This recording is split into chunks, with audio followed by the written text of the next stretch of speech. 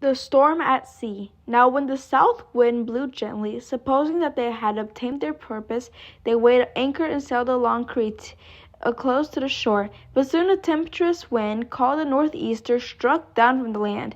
And when the ship was caught and could not face the wind, we gave way to it and were driven along.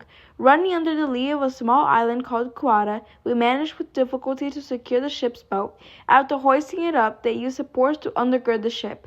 Then, fearing that they would run aground on the citrus, they lowered the gear, and thus they were driven along. Since we were violently storm-tossed, they began the next day to jettison the cargo, and on the third day they threw the ship's tackle overboard with their own hands.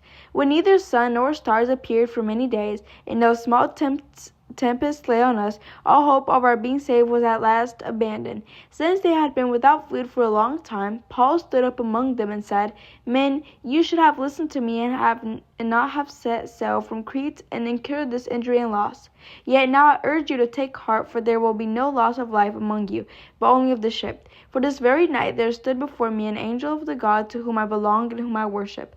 And he said, Do not be afraid, Paul. You must stand before Caesar. And behold, God has granted you all those who sail with you. So take heart, men, for I have faith in God that it will be exactly as I have been told. But we must run aground on some island.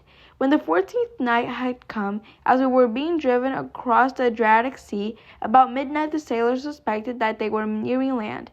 So they took a sounding and found 20 fathoms. A little farther on they took a sounding again and found 15 fathoms. And fearing that we might run on the rocks, they let down 4 anchors from the stern and prayed for day to come. And as the sailors were seeking to escape from the ship, and had lowered the ship's boat into the sea under pretence of laying out anchors from the bow, Paul said to the centurion and the soldiers, Unless these men stayed in the ship, you cannot be saved. Then the soldiers cut away the ropes of the ship's boat and let it go.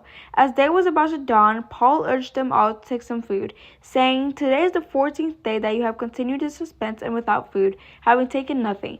Therefore I urge you to take some food, for it will give you strength, for not a hair is to perish from the head of any of you.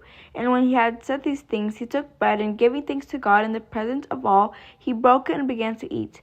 Then they all were encouraged and ate some food themselves. We were in all 276 persons in the ship. And when they had eaten enough, they lightened the ship, throwing out the wheat into the sea.